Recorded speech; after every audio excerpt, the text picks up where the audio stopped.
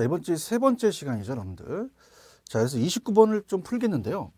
29번도 그렇게 추천해드리는 문제는 아닙니다. 자, 우리가 5회 거를 푼대요. 무조건 기출문제에서 반복적인 거를 잡으세요. 자, 이거는 마찬가지로 이식적으로 들어가지 문제는 아니지만 개인적인 성향이 강했던 문제거든요. 그래서 물론 또 뺏겨서 나올 수도 있지만 보통 이런 주관적인 거는 잘 안 뺏겨내요. 자, 갈까요? 2년 전에 연초 1월 1일 받은 주택담보대출에 대환을 하잖아요. 상환하고 갈아타는 거예요. 그럼 A가 대출 후에 2년 말에 대환을 통해 얻을 수 있는 이익의 현재 가치는 얼마냐? 자, 합시다.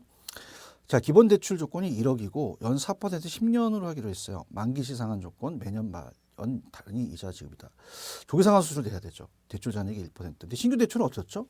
기존 대출을 잔액에 있어서 이자율이 3%야. 아, 이자 낮구나. 그러면 이제 만기 8년이야? 그럼 만기 일시 상환 조건 똑같아. 그 다음에 수수료 내야 돼? 1%. 수수료 낼게. 그럼 한번 해보자는 거지. 대안을 한번 갈아타는 거지. 자, 그럼 이렇게 볼게요. 일단은 기존 대출이 1억이었단 말이에요. 그러면 이자율이 4%예요. 그러면 400만 원이잖아요. 400만 원.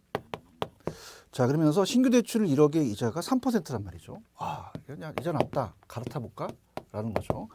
자, 그러면 따라서 신규 주택 갈아탈 경우 100만 원의 이자보다는 줄어들어. 근데 이 8년에 대해서 남아있는 게 이제 8년이니까 8년의 연금 효과 계수가 7이래. 그럼 100만 원에다가 내가 7 곱하면 그만큼 이득이 있다는 거죠. 700만 원이. 여기서 그냥 하나? 조기상환수를 내야 되지. 그럼 1억에 1%에 100만 원, 지급수수료 내야 되지. 100만 원. 공제한다는 거예요. 그럼 200을 공제하니까 700만 원에서 200만 원을 공제하니까 300만 원이 되겠죠. 그 정답은 우리가 어떻습니까? 아니죠. 500만 원이 되겠죠. 자, 그래서 참 그 낸 분에 대한 거를 제가 참 칭찬을 합니다. 이런 문제를 내다니 아주 좋은 문제예요. 그러나 이러한 주관적인 문제는 계속적으로 출제는 안 됩니다. 그냥 가볍게 보세요. 가볍게. 자, 그러면 30번으로 가볼게요. 자, 그래서 29번은 정답이 3번인 건 이해하셨죠? 그래서 3번이다. 이렇게 보시고요. 자, 30번 갑니다. 자, 다음 설명은 이제 부동산 관리 방식인데, 자, 소유자 의사 능력 지휘 통제력이 발휘된대요. 기밀 유지가 된대. 그럼 자기 관리하는 거지. 그래서 업무 행위 아니라를 처리하기 쉽고 타성이 적기 쉬워요. 전문성이 낮죠. 그럼 우리가 자아 관리를 직접 관리라고도 하죠. 그럼 정답은 당연히 5번이 정답이다. 자, 31번도 그렇게 어렵진 않습니다. 31번에 가지게 되면은 가볼게요. 다음입니다. 31번에 어떻게 나왔습니까? 우리가 부동산 개발에 틀린 거 이렇게 돼 있죠. 자, 그럼 31번의 정답은 자, 우리가 BTO와 BTL 방식을 잘 내요.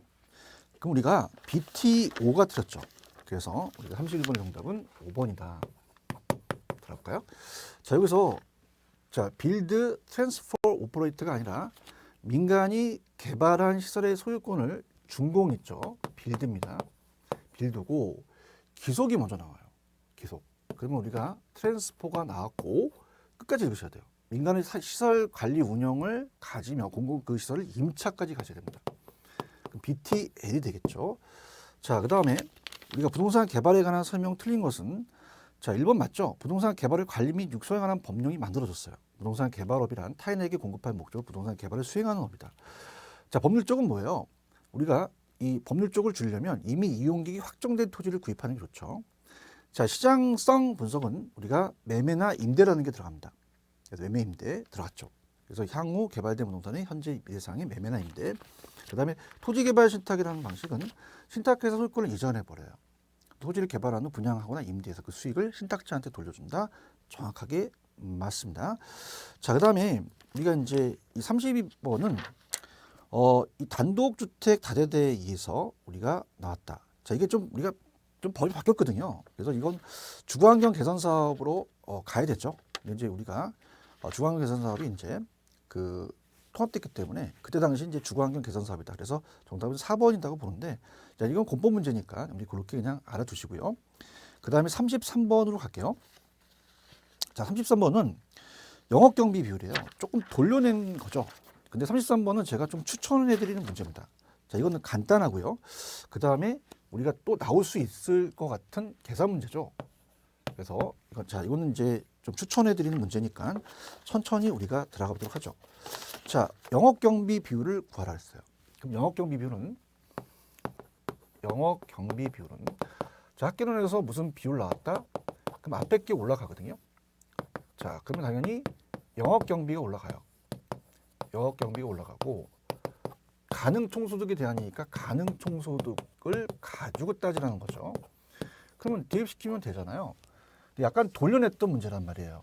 자, 그래서 가볼게요. 자, 호당 임대료가 500만 원이에요. 그러면 가능 총소득은 임대 가능 호수가 60호니까 우리가 가공기 유용순 암기라 그랬죠. 가공기 유용순. 자, 그래서 가능에서 공시를 빼고 기타 소득을 더하죠. 그럼 우리가 유효가 나오잖아요. 유효가 나온다. 그 다음 영업 경비를 빼죠. 자, 우리가 앞자만 따겠습니다. 그럼 순소득이 나오죠. 자, 그러면 가능이 3억이에요. 3억. 그 다음 공시율이 10%예요. 그럼 10%는 3천만 원이잖아요. 자, 그러면 빼게 되면 2억 7천이라는 건 아시겠죠? 2억 7천만 원이 됩니다. 자, 그래서 영업 경비를 빼면 순소득이 나오는데 순소득을 2억 천을 해줬단 말이에요. 그러면 이제 여기서 여기를 빼라는 거지. 그러면 우리가 6천이잖아. 그죠? 6천만 원이 영업 경비가 되는 거잖아요. 그러면 3억이죠. 자, 그럼 이거는 어떻게 계산하냐면, 자, 이걸 다 공을 치지 마시고요. 항상 억으로 나오면 요령이에요. 이건 0.6억으로 할 수 있잖아. 3억으로 할 수 있잖아요. 그러면 우리가 0.6 나누기 3을 쳐보세요. 그럼 0.2가 되죠. 20%가 되니까 우리가 당연히 정답은 몇 번이 정답이에요? 자, 20%니까 3번이 정답이다. 이렇게 체크하시면 되죠. 자, 그 다음에 이제 34번은 자, 요거 우리가 시험 문제가 자주 출제됩니다. 그래서 제가 34번은 자, 이 마시장이 세 표차로 줬죠. STP. 그 다음에 재판 가유 이렇게 암기하시라 했잖아요. 그럼 34번은 일단은 우리가 아파트 단지 내에 실개천을 설치하는 것은 기억은 제품입니다. 자, 니은 중개업자 활용하는 건 유통용로죠. 그 다음에 어떻습니까? 제품, 그 다음에 유통용로. 자, 디귿은 가격이에요. 그래서 가격을 나타내고요. 분양가니까 경품을 추첨한대요. 자, 이건 판매 촉지입니다. 재판 가유. 그러면 정답은 4번이 정확한 정답이 되겠고요. 그다음 35번은 우리가 이제부터 감정평가인데요. 자, 규칙을 냈어요. 자, 아닌 거. 자, 해설이 있지만 시장 가치라는 것은 통상적입니다. 한정된이 아니에요. 한정된이 아니라 통상적으로 자, 몇몇이 거래됐다고 그 시장 가치는 되지 않죠. 그래서 항상 통상적인 시장이다. 통상적인 게 중요하고요. 그다음 자, 퇴고각을 얘기하는 게 아니에요. 성립될 가능성에서 가장 빈번하게 성립될 가능성이 가장 높다고 인정되는 가격이죠. 그럼 다른 거 볼까요? 자, 35번의 정답은 2번이 정답이고요. 자, 1번 감정평가업자는 감정평가은행 요청하는 경우 대상물 감정평가의 시장가치 외의 가치를 기준으로 결정할 수도 있습니다. 시장가치가 원칙이지만 자, 현황이 원칙이죠. 감정평가는 기준 시점에서 대상물건의 이용상, 불법적이나 일시적인 이용은 제외되고 공법상 제한을 받는 상태에 맞고요. 두 이상이 일체로 거래되거나 용도상이 불가분의 관계는 일괄하여 감정평가할 수 있다. 하나의 대상물건의 가치를 달리하는 경우는 구분하여 감정평가할 수 있다. 정확합니다. 자, 36번으로 가죠. 자, 36번을 가시면 항상 지역 분석이 먼저입니다. 그래서 정답을 본다면 4번이 정답이 되죠. 그래서 개별 분석보다는 지역 분석을 먼저 실시한다는 게 4번이 정답이라는 거 아셔야 되죠. 자, 그 다음 1번 지역 분석은 제가 선지표였죠. 그래서 항상 편입적 이용과 가격 수준을 파악하고요. 지역 분석의 중요 대상은 인근, 유사적, 동일수권 맞고요. 자, 그 다음에 대상 분석의 채용을 판정하는 건 제가 후 개체였잖아요. 그래서 우리가 개별 분석이 필요하다. 자, 5번 지역 분석은 대상 부동산의 거시적이죠. 좀 거시적으로 보고 개별적은 그 안에 미시적을 본다. 이렇게 보시고요. 자, 37번은 좀 편법을 좀 가볼게요. 자, 우리가 이 계산기를 GT를 이용하시는 게 굉장히 좋거든요. 그래서 제가 GT를 사용할 겁니다. 자, 37번에 시장가액 조정이 처음 나왔었어요. 자, 그래서 거기 보시면 시장가액 조정에서 거래 사례라고 되어 있잖아요. 거래 사례가 비교 방식이에요. 거기에 시산 가격이 자 1.2억이라는 건 1억 2천이잖아요. 자, 여기서 비교 방식을 찾으셔야 됩니다. 가중평균하죠. 50%라고 적어주시고요. 자, 그 다음에 조성 비용이에요. 조성 비용은 비교 방식이 아니라 원가 방식입니다. 그럼 시상가액이 1.1억이라고 한 거고요. 그다음에 원가 방식을 찾으세요. 원가 방식은 몇 %예요? 원가 방식이 20%가 되겠죠. 자, 그 다음에 우리가 임대료입니다. 임대료는 수입 방식이죠. 수입 방식의 시상가액은 자, 수입 방식은 30%가 되겠죠. 그래서 제가 GT를 이용하시는데요. 자, GT가 된지 안 된지를 확인하시고 계산기 사시는 게 좋습니다. 그럼 저랑 가시죠. 천천히 갑니다. 자, 저랑 같이 GT를 이용하죠. 곱해서 더해요. 자, 그럼 똑같이 1.1을 칩니다. 1.2 곱하기 50%를 눌러보세요. 0.6이 나와야 됩니다. 그럼 고도 놔두세요. 계산기가 알아서 GT 계산을 해주니까. 근데 그 상태에서 1.1에다가 곱하기 20%를 눌러보세요. 그럼 0.22억이 나오죠. 그 다음에 1에다가 곱하기 30%를 눌러보세요. 0.3억이거든요. 그 다음에 GT를 넣으면 지가 알아서 계산됩니다. 1.12억이라는 거죠. 정답은 4번이 정답이다. 이렇게 가져가시고요. 자, 그 다음에 이제 어떻게 할 수 없습니다. 우리가 이제 38번은 산식이기 때문에 적산 기기필이에요. 그래서 그 안에 산식에 들어갈 거는 1번이 정답이죠. 기초가격 곱하기 기대율 곱하기 어때요? 필요적용비. 임대사례 비교법은 비준임료예요. 비교해서 준한다. 그래서 임대료 사시지계 들어가고요. 딕은 수익분소법이 되겠죠. 정답은 1번이 정답이다. 이렇게 해서 38번의 정답은 1번이 정답이다. 이렇게 하시고요. 이건 산식을 어떻게 암기할 수밖에 없죠. 그래서 이렇게 해서 우리가 적산 기기필 정도면 1번이 정답이라는 거 먼저 먹고 들어가고 간다는 거죠. 자, 가격 공시를 냈죠. 39번은 이제 해설을 참고하시고 법령이다 보니까 우리가 가격 공시에 대해서 이제 우리가 나올 수 있어요. 자, 그러면 정확하게 몇 번이 정답인지를 한번 알아보죠. 자, 일단 39번에 보시면은 부동산 가격 공시에 관한 감정평가에 관한 법령에 의해서 39번 정답을 이제 확인할 텐데요. 자, 1번 개별공시가에 이의가 있는 자는 개별공시가 결정공시 30일이죠. 자, 60일이 아닌 거 당연한 거죠. 그 다음에 국장은 표준지 가격을 산정할 때는 그 타당성에서 행정자치부 장관의 검증을 받는 건 아닙니다. 그래서 중앙부동산평가위원회 심의를 거치는 거지 검증을 받을 필요는 없다는 거. 자, 우리가 이렇게 보시면 돼요. 이 3번이 굉장히 중요한데요. 자, 3번은 이렇게 한번 접근해 볼게요. 자, 주택이라는 건 단독과 공동을 나누겠죠. 단독주택과 공동주택. 아파트가 공동주택이기 때문에 한국부동산원에서 전수조사를 해버리거든요. 그럼 단독만 표준과 개별로 나눕니다. 아주 잘 나오거든요.